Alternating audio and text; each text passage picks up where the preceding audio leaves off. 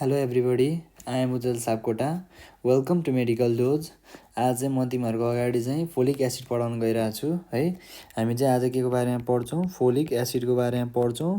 Folic acid है त, folic acid यसलाई के पनि भन्छ? यसलाई भिटामिन B9 पनि भनिन्छ।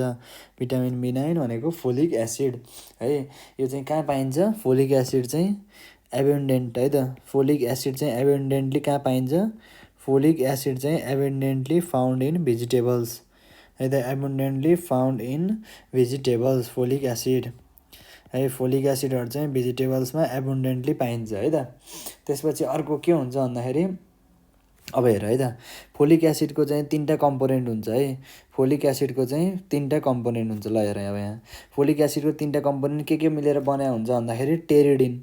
हेर है त, फोलिक एसिड चाहिँ के हो? टेरिडिन र हेर है त, टेरिडिन र प्याराएमिनो बेन्जोइक एसिड दुईटा मिलेर पिटेरोइक एसिड भन्छ है त।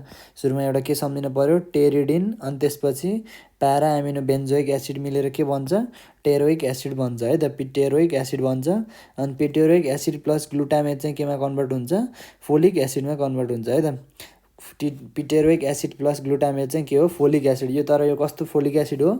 यो चाहिँ डाइहाइड्रोफोलिक एसिड है त। यो चाहिँ के हो? डाइहाइड्रोफोलिक एसिड भन्छ। फोलिक एसिडको लागि के चाहिँदो रहेछ? टेरिडिन है। एउटा के हुन्छ? टेरिडिन र प्याराएमिनो बेन्जोइक एसिड रियाक्ट गरेर के हुनु पर्यो? पिटेरोइक एसिड बन्नु पर्यो। अनि पिटेरोइक एसिड र ग्लुटामेट बनेर के भन्छ? पिटेरोइक एसिड र ग्लुटामेट मिलेर चाहिँ के भन्छ? फोलिक एसिड भन्छ है त। पिटेरोइक एसिड र ग्लुटामेट मिलेर चाहिँ फोलिक एसिड भन्छ। र यो कस्तो हुन्छ? डाइहाइड्रोफोलिक एसिड हुन्छ। र यो कस्तो हुन्छ? डाइहाइड्रोफोलिक एसिड है। अनि यो के हुन्छ भन्दाखेरि अब यो डाइहाइड्रोफोलिक एसिड चाहिँ केमा कन्भर्ट हुनुपर्छ?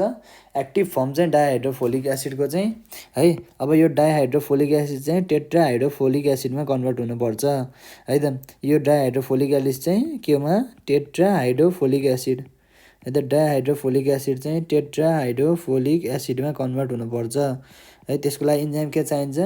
डाइहाइड्रोफोलेट रिडक्टेज है त। डाइहाइड्रोफोलेट के हो? रिडक्टेज। डाइहाइड्रोफोलेट रिडक्टेज हुन्छ है त। डाइहाइड्रोफोलेट रिडक्टेज है। डाइहाइड्रोफोलेट रिडक्टेज है। रिडक्टेज भनेको तिमीहरूले थाहा +2 बाट पढ्दै आऊ। रिडक्टेज भनेको के हो? रिडक्सन भनेको के हो? एडिसन अफ हाइड्रोजन है त। एडिसन अफ हाइड्रोजन भनेको रिडक्सन हो।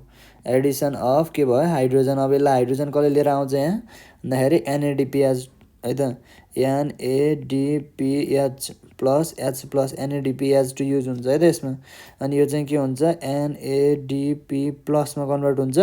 दुईवटा हाइड्रोजन चाहिँ कसलाई दिन्छ? फोलिक एसिड डाइहाइड्रो, जसले गर्दा चाहिँ केमा कन्भर्ट हुन्छ? यो चाहिँ टेट्राहाइड्रोफोलिक एसिडमा कन्भर्ट हुन्छ है त। डाइहाइड्रोफोलिक एसिड। ल हेर है त, सुरुमा हामीसँग के भयो? टेरिडिन र प्याराएमिनो बेन्जोइक एसिड चाहिँ केसमा कम्बाइन हुन्छ? पिटेरोइक एसिडमा। अनि पिटेरोइक एसिड र ग्लुटामेटले चाहिँ डाइहाइड्रोफोलिक एसिड बनाउँछ with the help of enzyme. यो चाहिँ के भयो? यो चाहिँ फोलिक सिन्थेज, डाइहाइड्रोफोलेट सिन्थेज है त। डाइहाइड्रो के हो? डाइहाइड्रोफोलेट सिन्थेज है। डाइहाइड्रोफोलेट सिन्थेज है त। दुईवटा इन्जाइमको नाम याद गर्नु पर्यो है त फोलिक एसिड मेटाबोलिजममा। एउटा के भयो? डाइहाइड्रोफोलेट रिडक्टेज, अनि एउटा चाहिँ के भयो? डाइहाइड्रोफोलेट सिन्थेज। डाइहाइड्रोफोलेट सिन्थेजले चाहिँ टेरोइक एसिड र ग्लुटामेटलाई कम्बाइन गरेर के बनाउँछ? डाइहाइड्रोफोलिक एसिड बनाउँछ है। डाइहाइड्रोफोलिक एसिड बनाउँछ। अनि त्यसपछि डाइहाइड्रोफोलिक एसिडबाट टेट्राहाइड्रोफोलिक एसिड बनाउँछ चाहिँ केले हो? With the help of enzyme dihydrofolate reductase है। जुन चाहिँ केमा हुन्छ? जुन चाहिँ हाम्रो बडीमा हुन्छ है त। कसरी हुन्छ म अहिले भन्छु है त सबै। अब हेरौँ है त। अब पढौँ एब्जर्प्सन र ट्रान्सपोर्ट है। अब चाहिँ के पढौँ? एब्जर्प्सन र ट्रान्सपोर्टको बारेमा पढौँ है त। यसको एब्जर्प्सन एन्ड के भयो? ट्रान्सपोर्ट।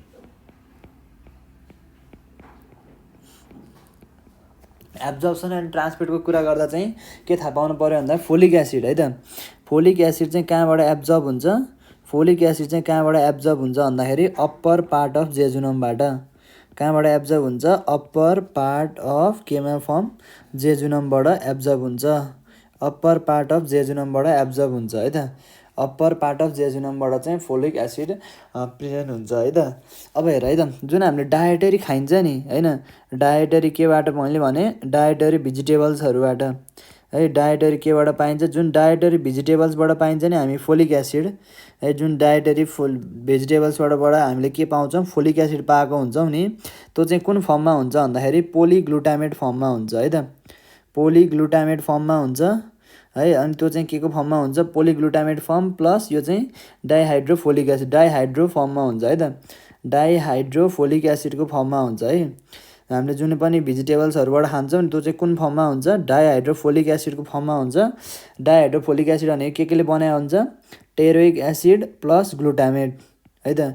टेरोइक एसिड प्लस हामीले अघि नै पढायो हो नि भर्खरै, टेरोइक एसिड प्लस ग्लुटामेट मिलेर चाहिँ के बन्छ?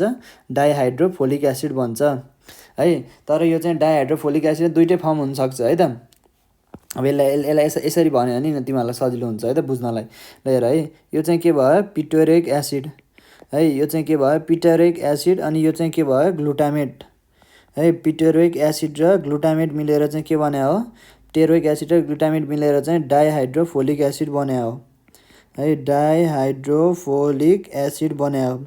अब यो डाइहाइड्रोफोलिक एसिड चाहिँ है, यो चाहिँ के भयो? आइदर यो ग्लुटामेट मोनोग्लुटामेट फर्ममा नै हुनसक्छ, आइदर यो के भयो? पोलिग्लुटामेट फर्ममा नै हुनसक्छ है। ग्लुटामेट धेरै रेसिड्युज हुन सक्छ। जुन हाम्रो डायटरी खाइन्छ त्यो चाहिँ के को फर्ममा हुन्छ? पोलिग्लुटामेट है त। डाइहाइड्रोफोलिक एसिड, तर यसमा चाहिँ के हुन्छ? पोलिग्लुटामिक फर्म है त। डाइहाइड्रोफोलिक एसिडको कुन फर्म? पोलिग्लुटामिक फर्म। यो चाहिँ अब एब्जर्ब हुन गाह्रो हुन्छ। ल हेर है त, अब यो सिम्पल कन्सेप्ट के छ भन्दा ग्लुटामिक एसिड है। ग्लुटामिक एसिड भन्ने बित्तिकै यो के हुन्छ? ग्लुटामिक एसिड भन्ने बित्तिकै यो के हुन्छ? पोलार हुन्छ है। अनि हाम्रो चाहिँ के हुन्छ? सेल मेम्ब्रेन, हाम्रो जेजुनमको जुन म्युकोजल सेल छ त्यसको सेल मेम्ब्रेन चाहिँ के भयो? लिपिड हो है। त्यसको सेल मेम्ब्रेन त के हो? लिपिड सोलुबल हो। भनेपछि अब मैले के गर्नु पऱ्यो भन्दा सकेसम्म यो पोलार ग्लुटामिक त्यसैले मैले चाहिँ पोलिग्लुटामिक रेसिड्युलाई चाहिँ केमा कन्भर्ट गर्नुपर्छ? मोनोग्लुटामिक रेसिड्युजमा है। अब मैले चाहिँ के गर्छु भन्दाखेरि कन्जुगेजेज भन्ने इन्जाइम युज गर्छु है। कन्जुगेजेज भन्ने इन्जाइम युज गर्छु। अनि कन्जुगेजेजहरू इन्जाइम युज गरेर चाहिँ मैले चाहिँ के गर्छु? डाइहाइड्रोफोलिक एसिड जुन पोलिग्लुटामिक फर्ममा छ त्यसलाई चाहिँ मैले केमा कन्भर्ट गर्छु भन्दाखेरि डाइहाइड्रोफोलिक एसिडमा कन्भर्ट गर्छु। तर त्यो कुन फर्ममा भन्दाखेरि मोनोग्लुटामेट फर्ममा है। कुन फर्ममा? मोनोग्लुटामेट फर्ममा। डाइहाइड्रोफोलिक एसिडको कुन फर्ममा? मोनोग्लुटामेट फर्ममा चाहिँ म यसलाई यसलाई चाहिँ मोनोग्लुटामेट फर्ममा चाहिँ कन्भर्ट गर्छु। किन कन्भर्ट गरेँ? किनभने ग्लुटामिक एसिड त पोलार कम्पाउन्ड हो है। ग्लुटामिक एसिड के हो? पोलार कम्पाउन्ड हो। अनि पोलार कम्पाउन्ड भएपछि सेल मेम्ब्रेन चाहिँ लिपिड सोलुबल छ, त्यसैले एब्जर्ब हुँदैन के। यसैले यो पोलिग्लुटामेट फर्म चाहिँ के भयो? नट प्रपरली एब्जर्ब है। यो चाहिँ प्रपरली एब्जर्ब हुँदैन। अब मैले बिस्तारै यसको के भयो? ग्लुटामिक एसिड रेसिड्युज घटाइदिँदै गएपछि सफ्टेन चाहिँ पोलारबाट के हुन्छ? नन पोलार हुन्छ है। पोलारबाट के हुन्छ? नन पोलार हुन्छ है त। डाइहाइड्रोफोलिक एसिड चाहिँ के छ? डाइहाइड्रोफोलिक एसिड चाहिँ नन पोलार छ है। डाइहाइड्रोफोलिक एसिड के छ? Non polar form. Dihydrofolic acid चाहिँ जुन पोलिग्लुटामेट छ यो चाहिँ पोलार फर्ममा हुन्छ है। तर डाइहाइड्रोफोलिक एसिड मोनोग्लुटामेट फर्म चाहिँ के छ? नन पोलार फर्ममा छ है नि त। नन पोलार फर्ममा, नन पोलार फर्म भनेको के हो? Water absorbable form. यो चाहिँ के भयो? Absorbable form. यसरी एब्जर्बेबल फर्ममा बनाएर चाहिँ बल्ल एब्जर्ब हुन्छ है त। तिमीहरूले बुझिसक्यो है मैले भन्न खोजेको। एब्जर्बेबल फर्म। किन एब्जर्बेबल फर्म? किनकि ग्लुटामिक एसिड भनेको पोलार हो कि, वाटर सलुबल है। अनि त्यसैले ग्लुटामिक एसिड रेसिड्युजलाई चाहिँ हामीले के गर्नु? सकेसम्म कम गर्नु पऱ्यो। मोनोग्लुटामिक फर्मको बनाउनु पऱ्यो क्या डाइहाइड्रोफोलिक एसिड चाहिँ। टेरोइक एसिड र ग्लुटामेट त हुन्छ तर सिङ्गल ग्लुटामेट फर्म के, मोनोग्लुटामेट फर्म। यहाँ चाहिँ के थियो? धेरै ग्लुटामेट थियो कि, त्यसैले पोलिग्लुटामेट पनि। अनि धेरै ग्लुटामेट भएपछि धेरै पोलार कम्पाउन्डहरू भयो भने एब्जर्ब हुन अलिकति गाह्रो हुन्छ। त्यसैले यो चाहिँ नन पोलार एब्जर्बेबल फर्ममा चाहिँ हामीले कन्भर्ट गरेको है त, मोनोग्लुटामेट फर्ममा। अब के हुन्छ त? अब तिम्रो मानव यो यो चाहिँ मानव तिम्रो इन्टेस्टाइनको सेल हो है त। यो के छ? तिम्रो इन्टेस्टाइनको सेल हो। यतापट्टि चाहिँ मानव तिमीले अब यो चाहिँ तिम्रो के छ? ब्लड स्ट्रिम छ है त। यतापट्टि चाहिँ के छ? ब्लड स्ट्रिम छ है। अब तिम्रो चाहिँ के भयो? तिमीले चाहिँ डाइहाइड्रोफोलिक एसिड है। तिमीले चाहिँ के भयो? डाइहाइड्रोफोलिक एसिडलाई चाहिँ कुन फर्मलाई? पोलिग्लुटामेट फर्मलाई। पोलिग्लुटामेट फर्मलाई चाहिँ जुन इन्टेस्ट्युडेनलको वालमा हुन्छ, यहाँ कुन इन्जाइम हुन्छ? कन्जुगेजेज भन्ने हुन्छ है त। यहाँ चाहिँ कुन इन्जाइम हुन्छ? कन्जुगेजेज। यहाँ कन्जुगेजेज भन्ने इन्जाइम हुन्छ। यसले यो युज गरेर चाहिँ तिमीले के गर्छौ? डाइहाइड्रोफोलिक एसिड तर कुन फर्ममा मोनोग्लुटामेट फर्ममा डाइहाइड्रोफोलिक एसिड तर कुन फर्ममा डाइहाइड्रोफोलिक एसिड तर कुन फर्ममा मोनोग्लुटामेट फर्ममा। अब हेर है त मोनोग्लुटामेट फर्ममा एब्जर्ब हुन्छ है मोनोग्लुटामेट फर्म चाहिँ के हुन्छ तिम्रो एब्जर्ब हुन्छ है मोनोग्लुटामेट फर्म चाहिँ के हुन्छ एब्जर्ब हुन्छ।